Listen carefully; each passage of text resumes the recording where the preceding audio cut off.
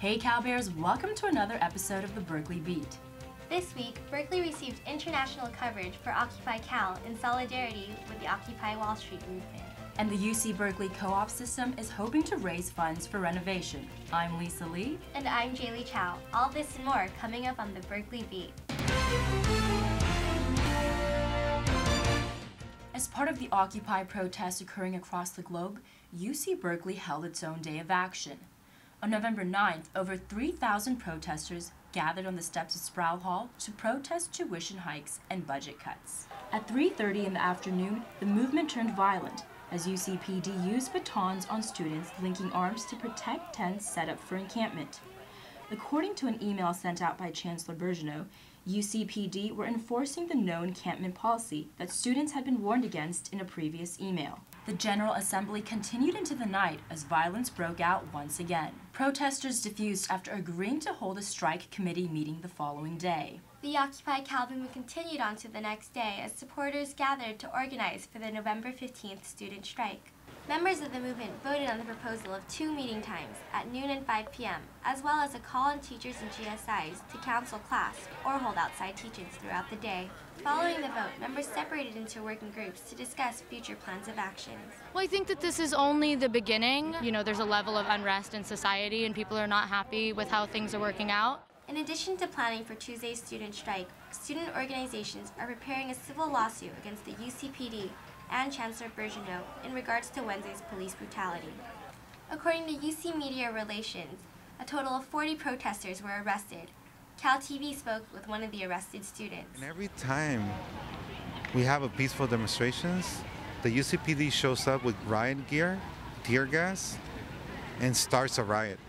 UCPD could not be reached for comment, but in an email sent out by Berkeley's police department, protesters were arrested for allegedly resisting and delaying a peace office in the performance of their duty and failure to disperse upon being given a dispersal order, among other charges.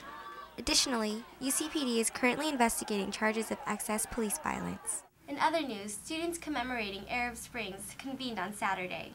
Cal TV reporter Denisha Williams has more. I am here in front of the Valley Life Science Building at the Arab Spring Conference, a day-long teach-in discussing the current uprisings in the Middle East and North Africa. Students, faculty, and many activists spent Saturday discussing the process of building solidarity in war-torn Arab countries. The event sparked deep discussions in comparing problems in the Middle East to the Occupy movements in the United States. I think they're happening for related causes, or the same causes actually. Like I think there's any economic inequality, there's questions of social oppression, and people have basically reached a breaking point. What organizers hope to get out of this event is for students to gain a better understanding of these issues, and possibly build a resolution. Reporting live for Cal TV, I'm Denisha Williams.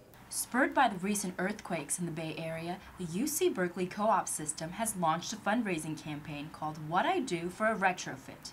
The goal is to make sure each house is up to earthquake safety standards. Of the 20 co-op properties, only 7 have been retrofitted.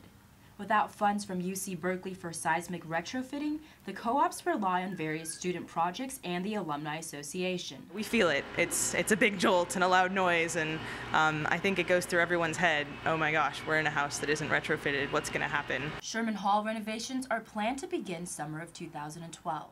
And now it's time for Pick of the Week. This week, we've chosen Berkeley Problems, a new site created by Caliber magazine. Students post witty statements regarding issues other UC Berkeley students would be able to relate to. One student posted, "My hand hurts from having held a protest poster all day. Sorry math homework, I have Berkeley problems." The site features a stream of updates by students followed by the hashtag Berkeley Problems. That's all we have for today, but join us next week for another episode of the Berkeley Beat. Stay tuned for continued occupied coverage in the following days to come. And keep watching Cal TV all week long.